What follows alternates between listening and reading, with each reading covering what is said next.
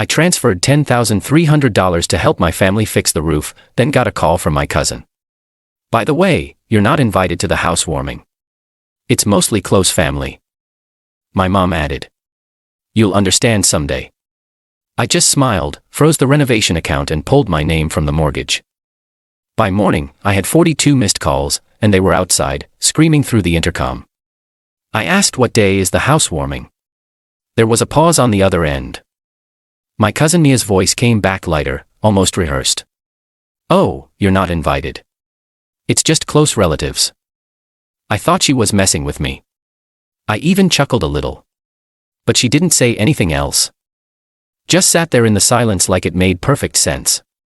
Then, like they'd rehearsed it, my mom's voice floated in from somewhere behind her. You'll understand someday. I didn't say a word.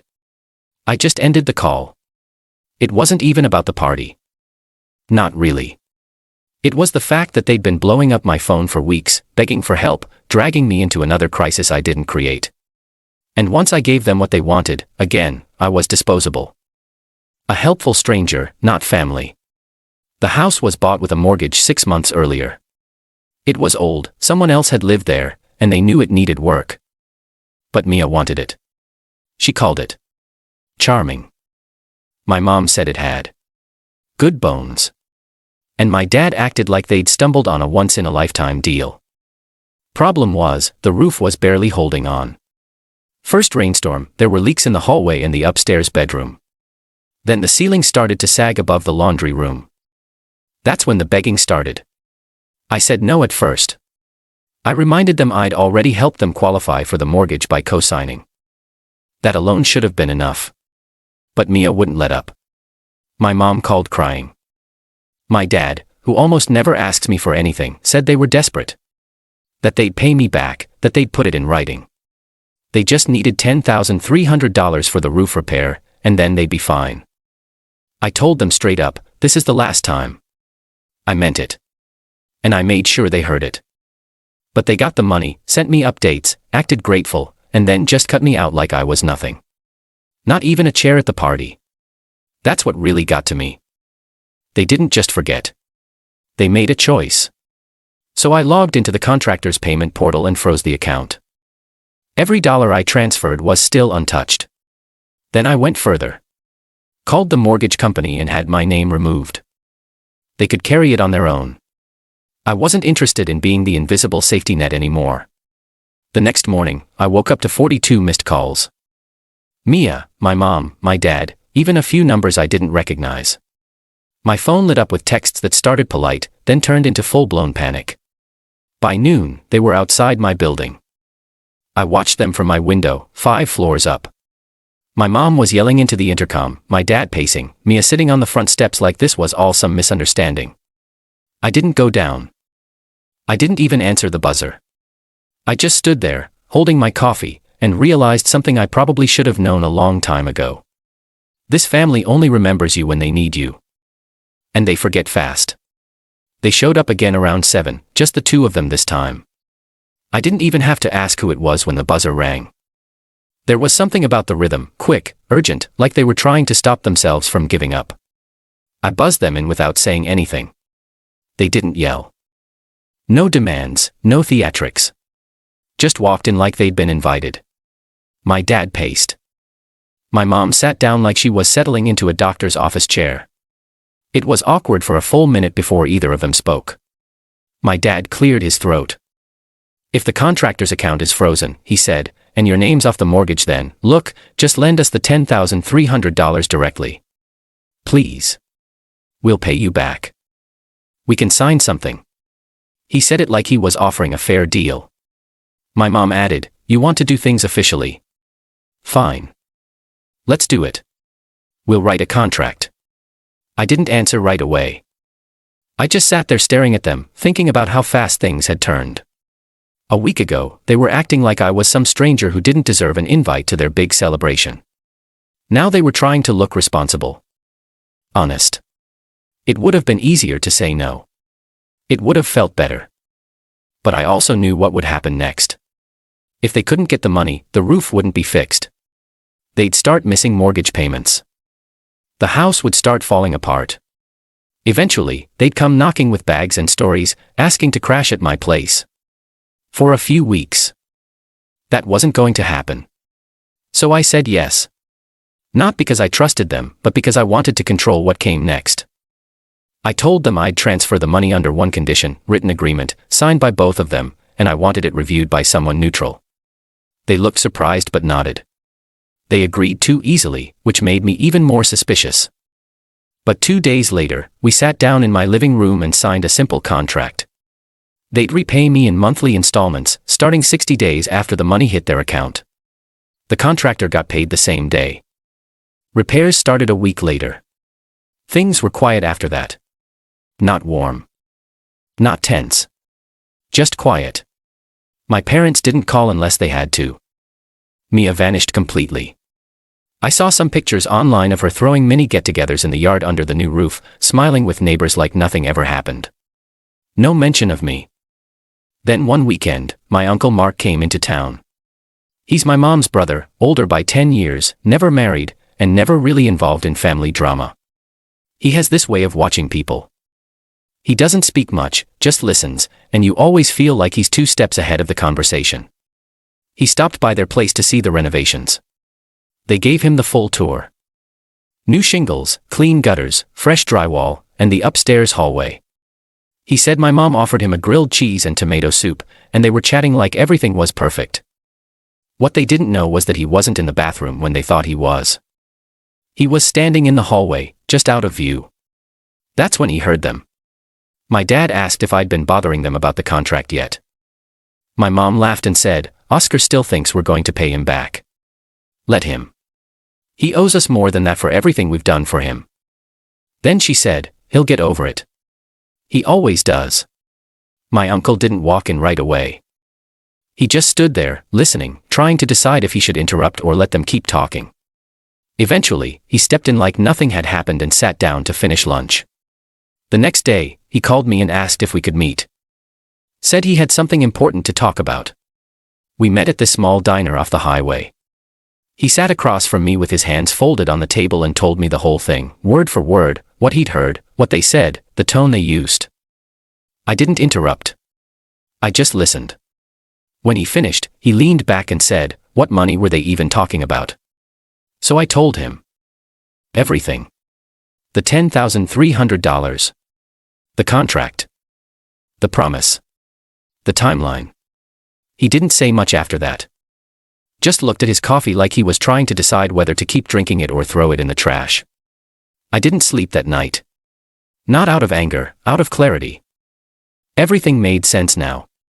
The fake politeness. The sudden cooperation. It was all theater. They never intended to pay me back. They were just waiting for me to forget. But I don't forget. I called the lawyer the next morning. Part 3, the filing. I handed my lawyer the whole file in a manila folder. The contract. The bank statements. Texts confirming the amount. He didn't even blink when I said the amount, $10,300. I guess when you handle family lawsuits regularly, nothing surprises you. He read everything carefully, nodding as he flipped through the pages. "They signed this willingly?" he asked. I nodded. "And they haven't paid a single installment? Not even a conversation about it?" I said. He leaned back in his chair. "All right. We'll give them a chance to respond officially. But if they don't, we file." He drafted a formal demand letter, clean, precise, and polite in the most threatening way. It outlined the terms of the contract, their failure to pay, and gave them 15 days to respond or resolve the matter. We sent it to both my parents' address and their email. I didn't say a word to them. I waited. 15 days passed. Nothing. Not even a text pretending they'd just seen it. Not even a passive-aggressive call from Mia, which, honestly, surprised me. So we filed. Civil court. The lawsuit went through, and the legal papers were served. They didn't call me. They didn't write. But 3 days later, I looked up from my desk at work and saw my mom standing in the lobby. My dad was behind her, holding his phone, probably recording just in case things went sideways. My heart dropped, not out of fear, out of pure embarrassment. For them. I walked up to the glass and didn't even open the door. I just mouthed, "You can't be here." My manager walked up behind me and asked if everything was okay. I said yes, and they finally left. That night, I got the call from Mia. "You actually filed? Are you serious, Oscar? You're suing your own parents. For what? A couple grand. You should be ashamed." Click. No response. I didn't explain myself to people who saw me as an ATM. A week later, I got an email from their lawyer. I guess they finally decided to take it seriously. He wanted to discuss a resolution. His tone was professional, but I read the subtext. They wanted this to go away, and fast. My lawyer and I met with him virtually. He danced around the subject at first, then finally said they were willing to settle if I agreed to drop the lawsuit. I asked how much they were offering. "Half." He said. $5, $150. I laughed. Not even because it was funny. It was the kind of laugh that just slipped out, tired and disgusted. "No deal," I said. "Full amount. Plus $2,000. For damages." He blinked. $2,000 for what? For the stunt they pulled. I said. Lying, stringing me along, and making it clear they never planned to pay me back. "You want it gone, you pay." He said he'd speak with them and get back to us. It took another week. More silence. Then, suddenly, an email with a PDF of a transfer confirmation. $12,300. The full amount. Every cent. They caved. No apology. No message. Just the money. I stared at the screen for a long time. I should have felt vindicated, maybe even relieved. But I didn't. All I felt was this heavy silence, like the kind you get when a door slams behind you and you know it's never opening again. I thought that was the final chapter. But I underestimated Mia. And I didn't expect what Mark was about to do. I hadn't spoken to Mark since the diner. He didn't call to say he heard I'd filed, didn't text when the money hit my account. But about a week later he messaged me out of nowhere. "Come by the house Sunday. Need to talk. Everyone will be there." I stared at the text for a while. Everyone didn't sound good. I asked if this was about the lawsuit. He just replied, "It's time to clear the air." I almost didn't go. I didn't want another ambush, another circle of guilt-tripping lectures disguised as family meetings. But Mark had been the only one who was honest with me, the only one who hadn't tried to play both sides. I owed him that much. When I showed up, their driveway was full. Mia's car. My parents'. Even my aunt's little silver sedan. I parked down the street and walked in with my guard all the way up. Everyone was already seated in the living room. Mark was standing like he was hosting some kind of intervention. My mom didn't look at me. My dad barely nodded. Mia smirked when she saw me. Mark didn't waste time. "We're not leaving this room," he said, "until we talk about what happened, and until some apologies are made." My mom scoffed. My dad leaned back like he was preparing for battle. Mia rolled her eyes so hard I thought she'd pass out. Mark looked directly at my parents. "You two took money from your son, lied to him, and laughed behind his back about never paying him. That's not just bad parenting. That's disgraceful." No one spoke. Then my mom stood up. "We raised him. Fed him. Paid for everything. He's acting like we're strangers. Like we didn't give him everything we had." Mark didn't flinch. "That's not a debt he owes forever." My mom turned to me. "You had the money.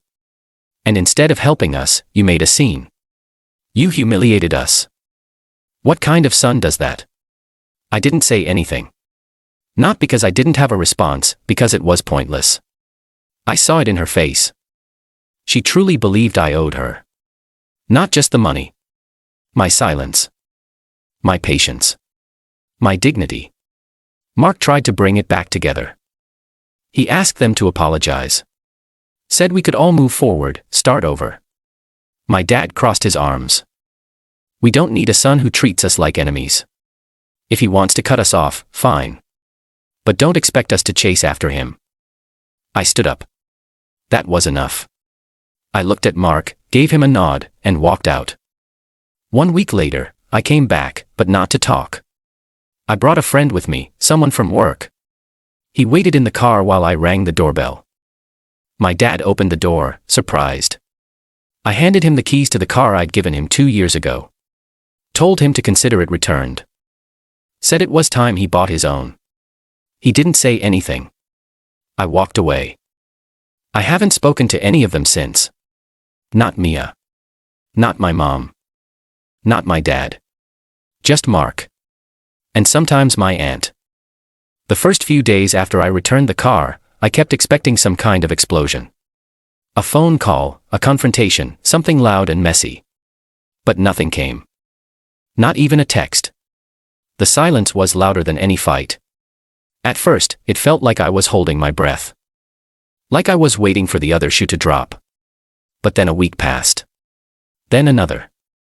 No calls from my mom, no fake apologies from my dad, no sarcastic messages from Mia. It was like they'd erased me completely. Or maybe they were waiting for me to cave. I didn't. Instead, I started sleeping better. Waking up without that weight in my chest. The feeling I didn't even realize had been there for so long. Like I was constantly waiting for someone in my family to need something, accuse me of not doing enough, or remind me of what I owed. Now, it was just me. Mark called me that weekend. He didn't ask how I was or if I was okay. He just said, "They've gone quiet, haven't they?" I said yeah. They will stay that way. At least until they need something again. We talked for a while. He told me about how after I left that night, things got ugly. My dad said I was lost, ungrateful. My mom cried, not because she regretted anything, but because she couldn't believe I would embarrass them like that. Mia, apparently, was ranting about how I'd made them look stupid in front of the entire extended family. Not once did any of them talk about the money they stole. Just how I reacted to it. Mark didn't defend me that night. He said he just let them talk until they ran out of steam. Then he left, and hasn't been back since. My aunt, his wife, told them straight up they'd brought it on themselves. They didn't take that well either. A few days later, I got an envelope in the mail. No return address, no note. Just the photo. It was me, my parents, and Mia, taken at a barbecue maybe 10 years ago. We were all smiling like nothing had ever gone wrong. On the back, in familiar handwriting it said, "This is what matters. Remember who you are." I held it in my hand for a long time. It wasn't an apology. It was bait. A reminder. A way to say, you were one of us. You still can be. Just let this go. I tore it in half and dropped it in the trash. The next week, an old cousin I barely talked to messaged me on Facebook. Said he heard about the situation and wanted to know my side. I didn't respond. Then another cousin messaged. Said he'd spoken to my mom, and that she was heartbroken, and that she just wanted her son back. That phrase, "just wanted her son back," kept ringing in my head. It wasn't about love. It was about control. They didn't miss me. They missed having leverage. The best part? My bank account was quiet too. No surprise charges. No mysterious family emergencies. No Venmo requests. Just stillness. Mark and I met up for dinner a few nights later. He ordered a steak. I stuck with pasta. We didn't talk about the lawsuit, or the car, or the photo in the mail. But as we finished, he looked up from his plate and said, "Mia's not done." I asked what he meant. "She's still talking," he said. "Trying to rally people. She says you ruined everything. That this whole thing was never about money." I almost laughed. But he was serious. "She says she's going to make sure the family knows who you really are." I leaned back. "Let her." He nodded. "Just be ready. She's not done taking shots." I paid for the dinner. Not because I owed him, but because I wanted to. Because unlike them, he didn't take my kindness for weakness. And unlike them, he stayed. It didn't take long. Less than a week after dinner with Mark, I started getting tagged in random Facebook posts. Old family friends, people I hadn't seen since high school, suddenly sharing vague quotes about loyalty and betrayal. I ignored it. But then came the message from a girl I'd barely remembered from childhood church events. "Hey, I heard what's going on. Are you really suing your own parents? I don't want to judge, but wow." I didn't reply. The posts kept coming. Someone shared a photo of Mia and my parents standing under the newly finished roof with a caption. "When family turns their back on you, you still stand strong. Grateful for love that doesn't come with a price tag." Subtle. Classy. Mia was setting the stage for her final performance. I didn't even need to dig to know what was happening. She wanted to paint herself as the loyal daughter. My parents as the victims. Mia as the cold outsider who let money ruin the family. What she didn't realize is that by then, I didn't care. But Mark did. One Sunday, he invited me over again. This time, just a quiet dinner with him and my aunt. No surprises. No audience. When I got there, he showed me a group chat Mia had started. She'd pulled in cousins from both sides, a few uncles, even some people who weren't even technically family. Her first message was a wall of text accusing me of destroying the family with lawyers and ultimatums. She claimed I was unstable. Bitter. That I'd threatened my parents and manipulated Mark. Mark had said nothing in the chat. Just let it run. But now, he was done. "I'm putting a stop to this," he said. "Not for you. For me. I'm not sitting by while she rewrites the story." The next week, he called a family meeting. But this one was different. It was at his house, his rules, and only people who agreed to listen, really listen, were invited. I didn't want to go. He said I didn't have to. But I did. We sat in his living room again. My aunt, 2 cousins, and an uncle I hadn't spoken to in years were all there. My parents didn't show. Neither did Mia. Mark stood and spoke first. Calm. Direct. He told them everything. The money. The contract. The lies. He read parts of the contract out loud. Told them what my parents had said when they thought no one was listening. He didn't embellish. He didn't dramatize. He just laid it all out. Then he said something I didn't expect. I stood by for years while they leaned on Oscar like he was an extra income. I saw it. I didn't speak. But I won't let Mia poison the whole family just because he finally said no. No one defended my parents. No one defended Mia. One cousin nodded slowly. Another one said they weren't surprised. The silence that followed was the first time I felt something close to closure. I stood up, said I wasn't here for sympathy or sides. Just the truth. And now that it was out there, I was done explaining myself. On the way out, Mark handed me a small envelope. Said he didn't want to mention it in front of everyone. Inside was a note from his wife and a gift card for groceries, something small, symbolic. For all the dinners you missed because you were busy helping everyone else. Now it's your turn. That night, I went home and blocked every number except his and my aunt's. Whatever came next from my parents or Mia didn't matter anymore. They could scream into their echo chamber forever. I wasn't listening. The update. 9:30 p.m., I wasn't expecting anyone. I checked the peephole. It was Mia. Not just Mia, she was holding a duffel bag, standing alone in the hallway like someone who didn't plan on going home that night. I opened the door halfway. Didn't say anything. She looked tired. Not dramatic, not smug. Just tired. Her voice was flat. "I need a place to stay." I almost laughed. I thought it was a setup. I waited for the punchline, for a camera crew to jump out of the stairwell. But she just stood there, not moving, not blinking. "My roommate kicked me out," she said. Long story. I didn't know where else to go. I told her no, she didn't argue. She just stood there for another few seconds like she expected something to shift. Then she nodded slowly, turned, and walked back down the hallway. I closed the door and leaned against it, trying to process what had just happened. The next morning, Mark called. I told him what happened. He didn't sound surprised. "Yeah," he said. "She burned some bridges lately. Your parents aren't helping her either." They're struggling to cover mortgage payments. I think they thought you'd come back and bail them out eventually. That hit harder than I expected. Not because I felt bad, but because even after everything, they still believed I'd fold. That the guilt would creep back in, and I'd show up with a check and a smile. A few days later, I saw Mia sitting alone outside a coffee shop near my building. She didn't see me. She was hunched over her phone, looking like a completely different person than the one who smirked through the housewarming plans. No more gloss. Just someone who had run out of plans. I didn't approach her.